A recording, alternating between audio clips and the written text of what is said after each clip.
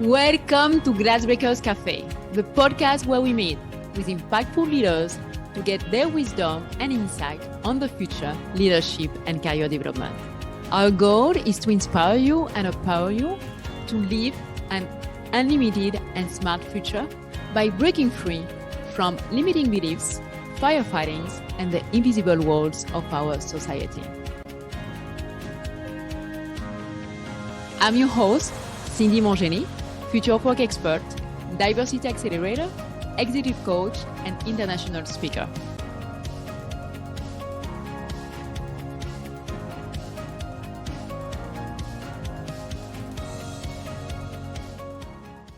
Welcome to Glassbreakers Café, the podcast where we meet with impactful leaders to get their wisdom and insight on the future, inclusive leadership and career development. Our special guest today is Kenasha Paul. Kenasha is a CEO and founder of the Black Professional Network and the brand new director of the Miami Venture Program. So welcome, Kenasha, and thanks for taking the time to be with us today. Thank you, Cindy, so much. Thank you so much for having me. You're welcome. And let's start by getting to know you better. Okay. Because you are already quite known and well established as a CEO and founder of the Black Professional Network, but you get this brand new role in December 2021 as the director of Venture Miami Program. So give us a brief overview of both of your role and responsibilities within BPN and this Venture Miami Program, please. Well, thank you. Yeah. So it's like thinking about it now, I'm like, woo. Big responsibilities on both fronts, but I'm super excited. I'm always up for a challenge.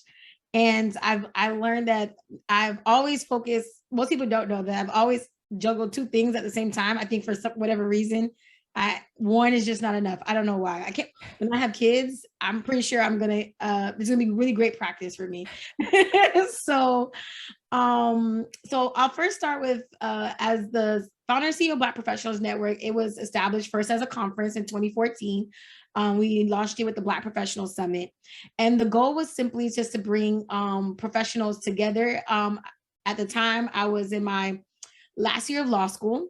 And I just saw that, a lot of the peers who looked like me and even my friends, we were all in different programs in grad school, whether law, higher ed, medicine, all over. And then when we were, trading notes about our experiences, we just realized that a lot of our peers, like especially the non-Black ones, they were able to get job opportunities, get internships, just know how to lay the layout of the game in a way that, isn't always known in our community, because usually we're either first generation, and even if we're not first generation, we're first generation in the field that we're pursuing. And so getting some guidance on how to navigate that so you can have a leg up was really important. And so I really wanted us to leverage that. I was just like, social capital is super important. Yeah. And making sure that the right people with the guidance of like why you need to know certain right people. So that's something that I eventually help others understand, is more than just having an expensive network, is making sure that you have a network that is really in tune with the goals that you're trying to accomplish. And so it was one of those, like, I didn't know I was trying to solve a problem. It's like a typical, most founders sometimes start with knowing what problem they're trying to solve. And I didn't even think of it that grasp, because our first generation of business owners. So I didn't even realize that, there was this problem of skills gap and of lack of like building a social network amongst us. And so that initially was the problem that I was solving, and getting Black professionals to connect with each other and to leverage our combined knowledge to help one another. And then as the org grew from 2016 to 2017, we launched it as an official org for year-round programming, launched the membership component in 2018, the app in 2020. Then it became evolved, and then now it's more about not only connecting our Black professionals together, but then we realized that we were now going to be able to solve another problem in the market of helping corporations find Black talent that with the growing need for, equity and access, and really making sure our professionals are truly tied and aligned to corporations and public and private sector that really realize that are really invested in that work. And so that's how BPN came to be and how that's growing. So we're going to launch new chapters in different cities to help us expand on that mission, helping our professionals meet other professionals all over. And then for us to be able to, assist in helping that that talent pipeline process with some of our key partners. Great. And your role? Now my new role. New role, what is about? So my new role as director of the Venture Miami Opportunity Program is super exciting, and it really ties really into the work that I've always been doing outside of BPN. So a lot of people don't know that, yes, I did law, then I did business development. I focus a lot of my work on really truly understanding, the entrepreneurship journey, understanding the nuances between small business ventures versus mid-size to those who want to scale. And then all through that, realizing that social capital is truly at the heart of most of it. Like some people, yes, there's the technical side of running a business, but people don't realize how relationship intensive it is. And so it was a natural fit when they asked would I have an interest in taking on this role and really helping women like myself who were raised in Miami, who probably had to navigate this journey very much without guidance. And then so now they can leverage like my trials and errors to kind of give them an opportunity to make the right relationships, make the right connections to further their ventures. So I'm really super excited about this work. And I love the fact that it is super niche focused with BPN. Even though we're niche and that is Black professionals, it's such a wide range of Black professionals, a wide range of industries. And then here is me focusing specifically on women of color, and then figuring out kind of like how they navigate. And I feel like I bring such a great experience in that because I feel like I have the very unique experience of that. A majority of my bosses were actually women. And so the learning curve of that, like what I picked up, what I didn't pick up, what I like, what I didn't like, I really want to embark that in the next generation of women leaders. Awesome. And I would like to bounce back on these ideas because you've built BPN from a ground up. Mm-hmm. And you mentioned at the beginning, it was just a conference, right? And yes. Now it's going to be expanding to chapters, mm-hmm. and the mission has grown and you have like a more defined problem. Mm-hmm. But I imagine that there were a lot of lessons along the way. And as you mentioned, you want to leverage your experience to help those women who have like their entrepreneurial dream. So I would like to get maybe a bit more specifics. What do you think were those lessons that you've learned growing BPN, mm-hmm. that now will help you to be more effective in your new role and to bring this value so other women will have maybe a fast track to success versus what you went through to build up BPN? Well, yeah, I think for the biggest lesson that I learned was about trusting your voice and trusting your vision, that at the end of the day, there is no roadmap. There's no manuscript on how to live your life, right? It's like, it's literally like you're writing the story that someone can rewatch later, but you don't get a preview of what the story is going to be. And so I think because of that, like women, as regardless of anyone, I think we have to realize that it's okay that you're figuring it out as you go, that really your only competition is with yourself. People say that often and think it's cliche, but a lot of the things that you hear repetitive, it's like, it's real. It's just that you have to figure out like your passion point to see how you can see how it's real. Because I think sometimes when you're in a certain part in your life, you don't really realize how when people say be consistent or be disciplined or like trust your journey, like they all sound like cliche sayings, but until you are actually like on a journey that it's in alignment with who you are and you feel like really in tune to it, they're always going to sound like noise. But then when you're in it, you're just like, oh my gosh, like I just had to trust the process.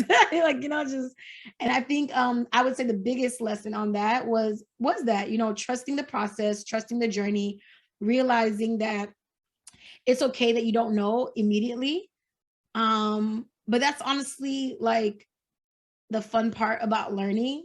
If you take it that way, like you have to see the fun part of like learning what you didn't know. Like I think sometimes we get so caught up in wanting the right answers. I think school does that. It conditions us to always think that we have to have the right answer and that we got to pass the test.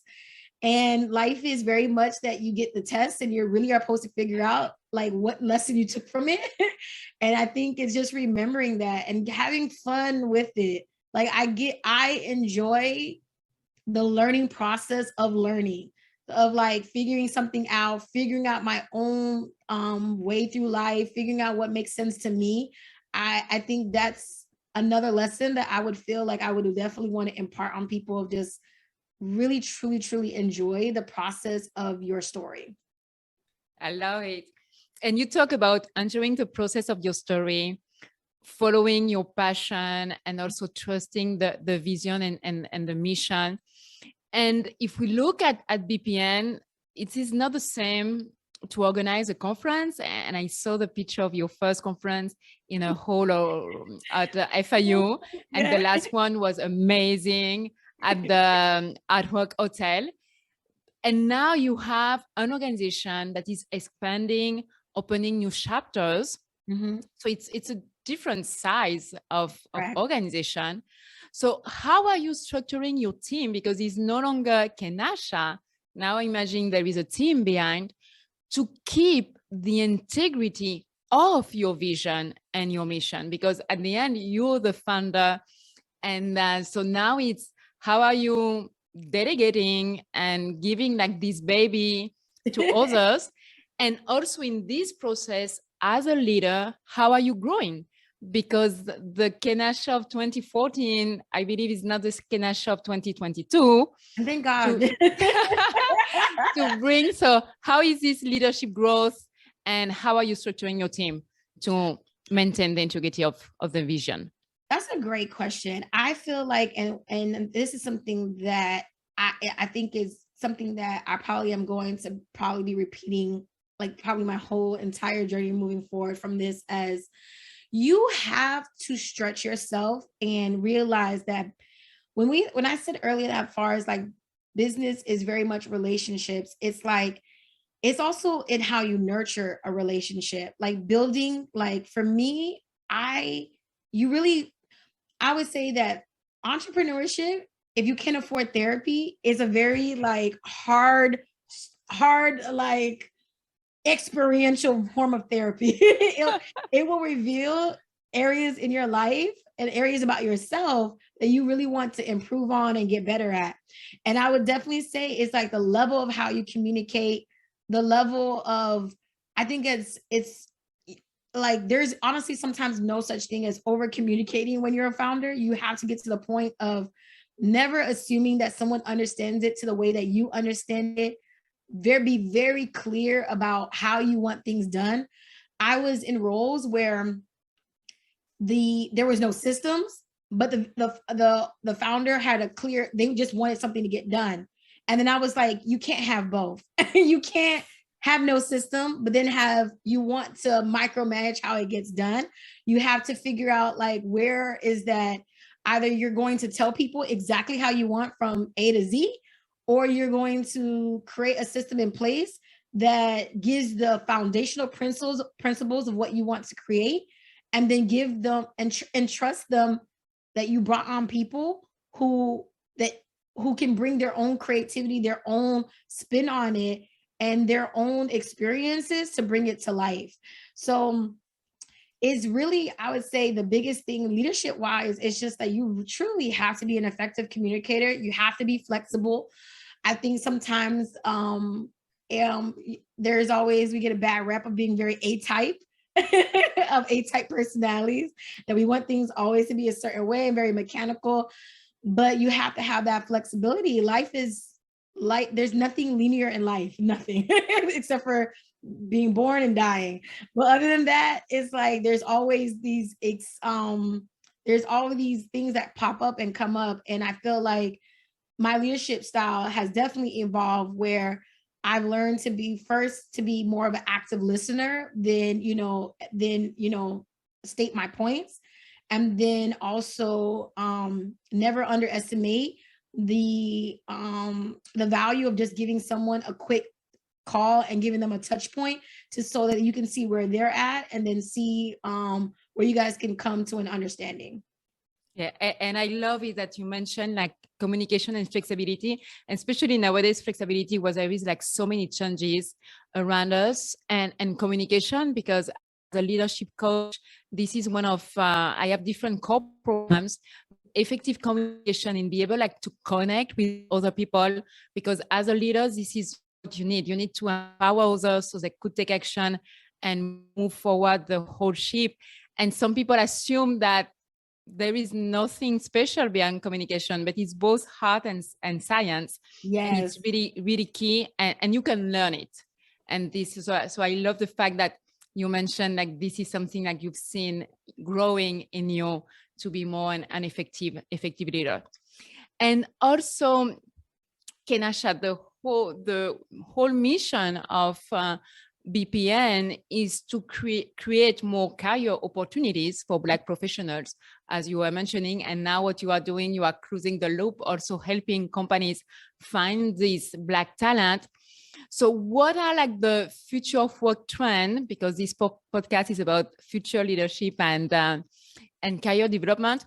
What are the future of work trends that you are seeing that you think will be great to help Black professionals to strive in the workplace? I think the future trends, it's funny because we're always talking about like what changes are happening in the workforce. And I'm such a student of life that I look at it from that there's honestly, we're just adopting new platforms to do the same thing. So when I think about that, is that at the heart of human behavior is that we want to connect, we want to feel seen, we want to feel valued, we want to be understood. And so what I think is that now for professionals, especially those in leadership roles, they have to understand the changing climate of like what value means to other people. So I think it's more of like before, I think we had corporate identities that were very homogenous, like they had one type of style, one type of thinking. This is what they thought winning looked like. And now that we're getting a lot of diversity of thought, yes, professionals are going to start understanding that winning could look very different. And I say winning because I still look at business as very much still a game. Like it's still a corporate, like it's life. When they say life is a game, people are like life is not a game. It's like some levels there is. It's like you got to figure out like how like you're gonna continue evolving. But winning looks different and success looks different. And I think that that's gonna be honestly what I foresee is going to be the most radical shift for a lot of corporations as they're diversifying their workforce. That value, success is going to look different, and they're going to have to understand how that's going to impact their communication style, how that's going to impact work culture, how that's going to impact KPIs, like key performance indicators. Because at the end of the day, you might have a department that is consistently helping bring in revenue. That's not the sales department, right? Yeah. Because people have to look at it like that. I think before everyone thought the only people that were responsible for sales was the sales department, but everyone plays a role in how revenue comes into a company. And so you're going to have to look at a department very differently in like, okay, well, what does winning for this department in the big picture of us hitting our profit numbers looks like? And that could be meaning making better relationships, making sure the team performs 1% better than they did last quarter. That could mean really understanding when your team players are having burnout, when you have too much workload. So because it's those little changes, sometimes internally, that honestly will impact the bottom line far more than any amount of volume that you're going to push in like in sales and marketing. Sometimes it's the internal work. So I feel like if anything, the work trend is going to lean that is going to be more introspective looking than external. I love it. And I know like you are super busy because you have two roles. But if you have some time, I think I would love to hire you as my PR agent, because everything you are saying is what I do as a company. Because if you go to my website, you will see like my mission is to help company to play, to keep winning in a diverse and ever-changing world. So everything you've been saying, this is totally exactly what I work to help company navigate it. So I really love, totally aligned with what you've just said. And Kenasha, this is like crazy, but we're almost coming to an end on our time together. And it was like so much fun and so much passion that you are sharing with us. And to end, I like to end more on a personal side of the guest and also a lighter note. So the question for you will be, if you have the opportunity to have dinner with 3 famous people who are alive, who will you pick and why? Great. So, so my 3 would be Oprah Winfrey. So my choices are going to be because of areas that I would love to learn from them. So with Oprah Winfrey, I love her ability of storytelling and connection. I think that she understands how to present value, how to build an audience and present them value, and how to leverage the audience that she's created with external value. So I feel very much in alignment of like the work that I would want to do at BPN along those lines. My second person would be Jeff Bezos. I would want to understand from his perspective of, mind mapping and logistics. I think that is super interesting of how he always had foresight that it was going, well, not always, but he's like, as he kept iterating his business, understanding like the systems to be able to create an effective consumer-centered product, super consumer-centered company.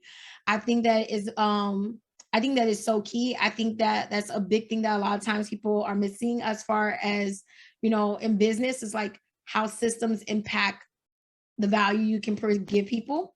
And then my third person, I know this would be funny because everybody would be like, oh, would you get the $100,000 or dinner with Jay-Z? But I still want the money, but I still want to go with Jay-Z just because I want to learn his thought process around diversifying his portfolio, his financial portfolio. What makes a good business decision for him? Why does he invest in certain companies versus others? And his thought process around developing certain lines of business. So those will be my who's and the whys. I love it. And I think this is going to be an interesting dinner. And knowing you, I think like you might get it, this dinner. I'm going to put it out there. Yeah. So if you get it, like just add me on the dinner, and I would like to be like also part, because I think this is going to be a fantastic dinner. So thank you, Kenasha, for sharing your wisdom, your insight, your passion, your drive with the audience. I really appreciate it. Yes. Thank you so much for having me.